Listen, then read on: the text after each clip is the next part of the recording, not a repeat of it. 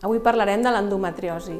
L'endometriosi és una malaltia crònica en la qual l'endometri, que és el teixit que tenim revestint l'interior de la matriu, creix a fora de la matriu, provocant una inflamació crònica que es pot donar sobretot als òrgans pèlvics, als ovaris, a les trompes de Fallopi, però també inclús als intestins i a la bufeta de l'orina. Afecta el 10% de les dones en edat fèrtil, o sigui, entre més o menys els 15 i els 45 anys.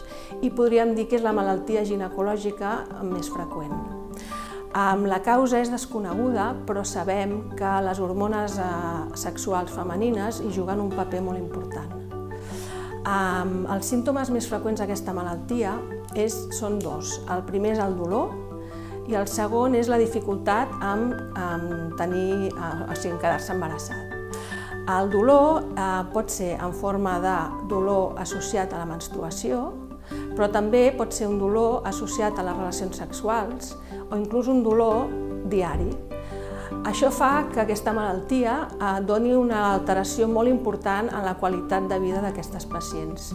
De manera que, a vegades, quan acudeixen a la consulta, tenen una clínica de molts anys d'evolució i ens trobem que són pacients que ja tenen alteracions a vegades psicològiques, depressió, ansietat, degut a aquest dolor tan incapacitant que tenen. El següent símptoma molt important és la dificultat en quedar-se embarassades, de manera que fins a un 30-50% d'aquestes pacients poden tenir problemes d'embaràs. I d'igual manera, en el context de dones que no es poden quedar embarassades, fins a un 50% la causa és l'endometriosi. Com hem dit, és una malaltia crònica, però és benigna. I actualment encara és de causa desconeguda.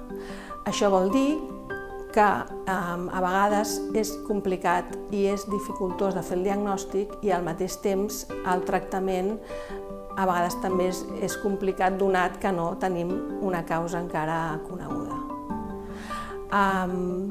Llavors, per abordar el problema de l'endometriosi, bàsicament, quina és la finalitat? Doncs fer que aquestes pacients no tinguin dolor. I, per tant, el tractament bàsic serà destinat a pal·liar el dolor.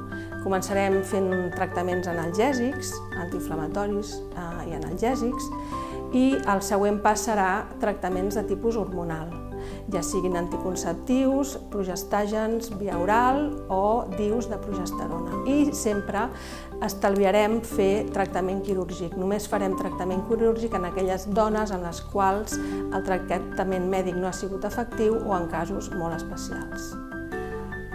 Per tant, us aconsellem que quan les dones tingueu dolor de regla important, no deixeu passar el temps i consulteu a l'ambulatori, a la CIR o a l'hospital. És important aconseguir un diagnòstic precoç per tal d'abordar la malaltia el abans possible.